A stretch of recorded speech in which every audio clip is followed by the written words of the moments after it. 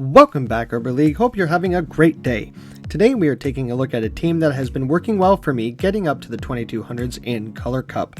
Color Cup is a great league cup, only allowing 4 of the 5 elemental types: fire, water, grass, and electric. This team features a core breaker in the lead and a goat in the back, dealing some insane damage. So like and subscribe and turn notifications on, and let's take a look at the team. So today we've got Shadow Cradily in the lead with Bullet Seed, Rock Slide, and Grass Knot. Then to cover that we've got Toxapex with Poison Jab, Brine, and Sludge Wave.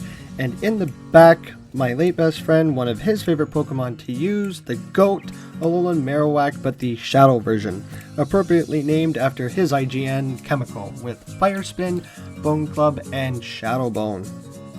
Now the rating we have for this team is AABB with non-Shadow Cradily and ABBB with Shadow Cradily. Now you can ignore the IVs because Shadows are like shiny for me, they're rarely good. Cradily is only really weak to fighters, bugs, and ice. Now Rock deals super effective but does not resist ice or bug. And there's not really any fighters or pseudo fighters in this meta so far. Haven't really run into any polys or chestnuts this time around. Now Rock neutralizes the fire, poison, and flying weakness for grass, and grass neutralizes the water, grass, and ground weakness for rock. So in a Mud Boy, A-wak, and flying dominated meta, Cradily can really shine here. Now grass even resists the electric as well, like the more Picos, which we will see later on, but I've had so many good leads with this team. The grass takes care of the Mud Boys, the rock type covers any fire or ice that swap in, and we can tank some incinerates, but we still need shields as Cradily isn't the bulkiest, plus we are Shadow. But we can get shields down ourselves, deal some heavy shadow damage before swapping, or we can one-shot in the end game. And we've got Alolan Shadow Marowak here, Shadow Boning the Mud Boy, but is this a flame charge? Do we survive? No, it's the Brave Bird. And unfortunately, we can't win this one. Maybe we can. Wait. We do get to that Bone Club and shields are down. So Alolan Shadow Marowak will be taking care of the Talonflame just in the nick of time. Now, it's the only one I have built, but regular Cradily is rated higher than Shadow Cradily, actually. Just by looking at its threats, the non-Shadow can deal with more of the weaknesses, losing a little less to fires and other grasses. Cradily is more of an energy management Pokemon though, as Bullet Seed is not heavy damage but more energy gain. And fires usually rely on fast move pressure, which you can't shield. So also depending on energy, a lot of things outpace Cradily as well. That's why we have 2 bulkier covers in the back. Now Kingdra here is kind of a core breaker itself as well, because the dragon resists all our elemental moves, but it is neutral to grass, and Shadow Cradily hits pretty hard here, so we've got a Toxapex coming in, shields down. As you can see, the poison jabs are neutral because the rock neutralizes the grass weakness, and Grass Knot does a solid amount of damage. We're going to finish it off with Alolan Marowak as the opponent comes in to surrender that match as well.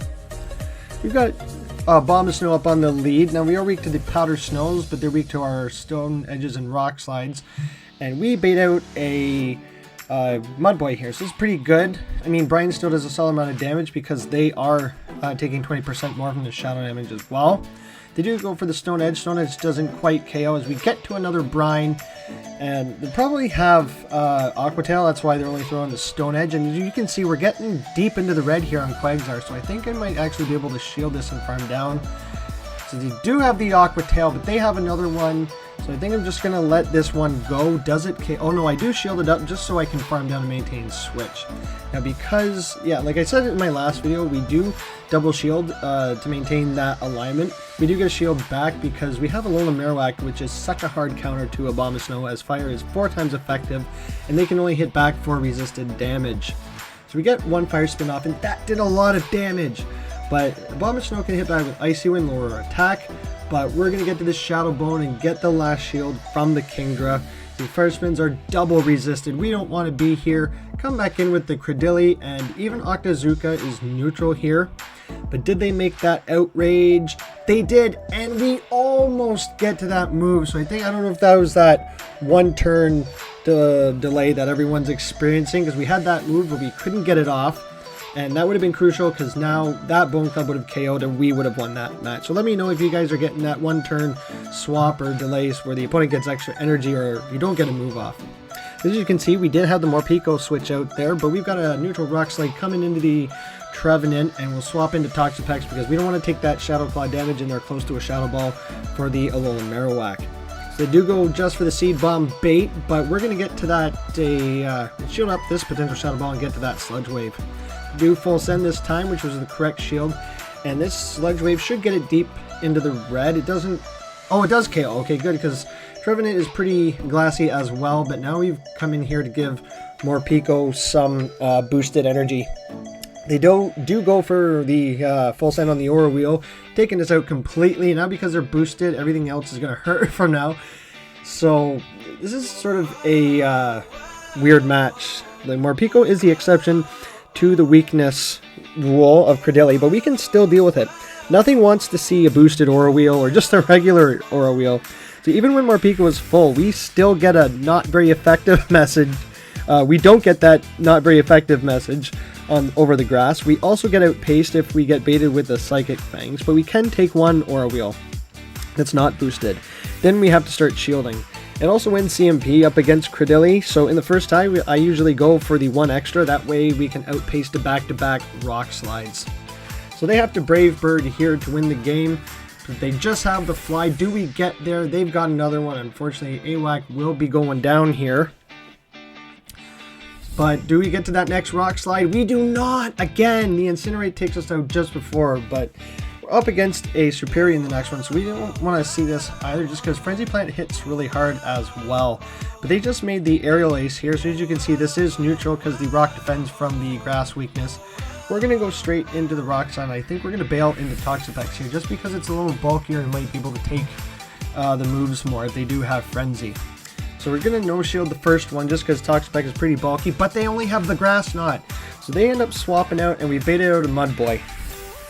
Again, this is pretty bad if they have Mud Bomb, because we still get outpaced to their Stone Edge. But they do have the Mud Bomb here, so I guess they get a little bit of less farm. We get to that Brine still. The Toxapex is pretty bulky, not getting Mud Shot all the way down. As you can see, we've gotten Quagsire pretty low health again. So even if they go for a Stone Edge here, I think we might survive. We do survive a Mud Bomb, but we get that Rock Slide versus the Talonflame, so 4 times effective. They'll have to shield if they want to preserve the Talon. Oh, it's actually Salazzle! So we're shield up on the Salazzle. I forgot about this one.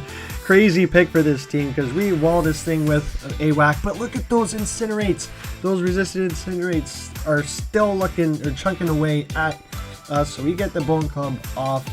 And they want to get some energy here on Quagsire. So I think we can get to one more Bone Club versus them. That's why I shield this one up. Oh, we actually farmed down. I was counting, and they didn't. They were dry when they came back in. So we're going to get this BM Bone Club off the Superior and get his shield. You're going to get another one, because I think after that Bone Club damage, one more Fire Spin might take care of it. I don't want them getting to another move. But I think at this time, the opponent has surrendered, and we take it out with a Bullet Seed instead.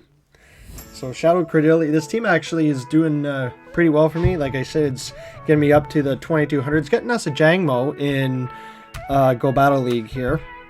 So as for Alolan Marowak, we're also using the Shadow version as well, which is usually actually rated higher than the normal version in this instance.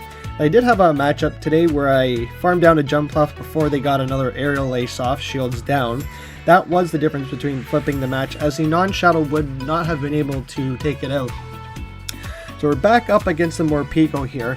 Like I said, we do go for the one more, but I think this is just a Psychic Fangs. We do get baited with the Psychic Fangs, but they were dark, so I shielded up just a potential dark Aura Wheel. And like I said, even their Electric is not resisted, so we get the first shield from the Morpeko, and we get outpaced. Now this could be the Aura Wheel this time, but it's just going to be the Psychic Fangs again. We get baited again. So I think they're dry, and we might be able to outpace on this next Rock Slide We do, and that will be taking care of the Morpeko, and that's how you play out a Cradily matchup. So just always be ahead on energy is the key. We might go down. Okay, we get the Rock Slide off on the Frowler here just in a minute of time. Get it low enough where Toxapex can deal with it and shields are down. So unless this is a crunch that can lower our defense, but they just got the Hydro Cannon, we've got this in the bag. In comes a Jump Fluff and the opponent surrenders. So again, taking out a lot of grass as well. We got another Morpeko on the lead here. I think it was just, okay, yeah, that opponent just, I guess, lagged or something. So got a Talonflame up here, and again, we got a Fire on the lead. But it takes neutral from the Incinerates, but it still hurts because we're Shadow. But on the bright side, we can outpace to the Rock Sides here and get their shields or one-shot them. So we're going to safe swap into the Morpeko and bait out another Mudboy. That's the point of this team, is that if there's a Mudboy in the back, usually there might be 2 water types, but at least we've baited one out. We can still deal with it with Cradily. We can still deal with Talonflame on A-wak. Now, a lot of the Talonflames are running Fly Brave Bird, I've noticed. There's the odd one running like Flame Charge Fly or Flame Charge Brave Bird, but I think in this meta the Incinerates do enough damage where you just get those shields, right? There's a lot of these core breakers around where if you get shields down, you're looking pretty good. So with 1-to-1s, get rid of that Gastrodon there, and we're ahead on energy on the Talonflame. Now they still might have some residual energy here, which they do. So we're going to let this go through. It's just going to be the Fly. Does take us out, unfortunately, and I think this one's in the bag for them because they have to Brave Bird here. So we're going to shield this up. Just going to be the Fly. So if they fly again, we might be able to survive. So actually I'm going to bait the Bone Club here. We do go for it, and we don't make the Shadow Bow because they got another move. So I was thinking, okay, this is just a Fly. Nope, it's a Brave Bird, and we take that loss. So, like I said, the Talonflame sort of tricky, one of those 50-50 coin flips as to what moveset they're running or what move they're going to throw. So we're going to go up against the Toxapex here. Again, another neutral matchup. Grass not hitting pretty hard. I usually like to swap into the mirror there just because when you have the mirror of Toxapex, you need a advantage to win that match. So you either need to be ahead on energy, health, or shields. So that's why I like to throw and dip, but we've baited out a Morpeko here. So we don't want to see that Aura Wheel. I mean, the dark one hurts just as much, but that electric one will definitely take us out. Morpeko did make the Aura Wheel, and it still takes us out. Oh no, actually, we get that Brine off at 1 HP and a Dream. Taking out the Morpeko and winning in the ones against an electric type. So now that Toxapex is down, we can handle this with either or. Now, Brines do hit Alolan Marowak for super effective, and the Fire Spins are resisted, but the Poison's resisted on the Ghost as well. So those we can outpace the Bone Club. It's just the problem with Toxapex, it's very bulky, as you can see. That Rock Slide still did not KO, but their Brine did.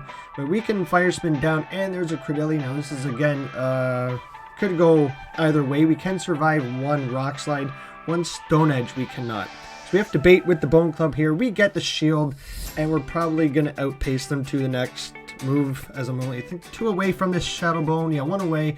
We get there, and I don't think this KOs from this range. Not quite yet. But can we survive a Rock Slide on Shadow Alolan Marowak? Yes, we can. The Bullet Seeds are resisted, and so are the Poison Jabs, so we farm down as the opponent surrenders. The good leads continue into the last match as we are led with a Mudboy. Now, them staying in tells me that they are also core broken, and they are because they catch a Rock Slide onto the Charger Bug. Now, this is usually a good move because we can stay in there, but we've hard countered them with Alolan Marowak, and they don't even make a move. So we want to lure that Mudboy back out, but a Magcargo comes back in.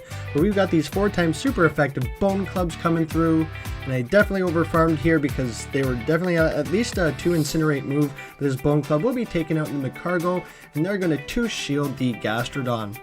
Now they're trying to farm down, but they just cannot before we make that Shadow Bone, and this won't be taking them out quite, but they still need to shield. So we've got 1 versus 2 shields against the Cradily and the Mudboy, so we're going to stay in here and throw the Toxapex in just as a 3rd and 4th shield. Just for them to waste all their energy so we don't have to shield an Earth Power because we don't have to shield Body Slams. Cradily comes back in and we can farm that down for the final win. So getting that 4-1 in that set. A little bit more positive, but this team was still like a ton of fun to run. It's pretty meta. I mean, Cradily again like needs shields, but it is bulky, does have the flexibility. It is kind of an ABC because it's fire, water, grass, but it makes sense in terms of like ABB-ness, and still a fun team to run in Color Cup in the Ace range. If you're enjoying the content, don't forget to like, subscribe, and turn notifications on because there will be much more Pokemon Go content to come. Activity like this, like subscribing, liking, comment, and sharing, goes a long way to help boost my channel to the algorithm. It helps me out and gets you notified for when my next video comes out. You can watch some of my other videos that pop up for you as well. And again, thank you everyone so much for the support. And check out the Discord, come hang out and learn from other PvPers in the community. Chat and post memes, stream some sets, or post your teams to get featured in a future graphic or video. If Discord isn't your thing, we're also on Facebook. My updates page and the group with access to the chat is in the description below, as well as the Discord link. We might be straight out of TMs, but we are not straight out of merch. Check out my shop with hats, shirts, mugs, and accessories with the Arbor League branding. Helps me earn as we are not yet monetized, but tons of gift ideas for you or others, so check that out, link in the description as well. But that's all I've got for today, guys. Thank you again everyone so much for watching and supporting the channel. Keep your sticks on the ice. I've been ArborAndy, and I'll see you about the next one.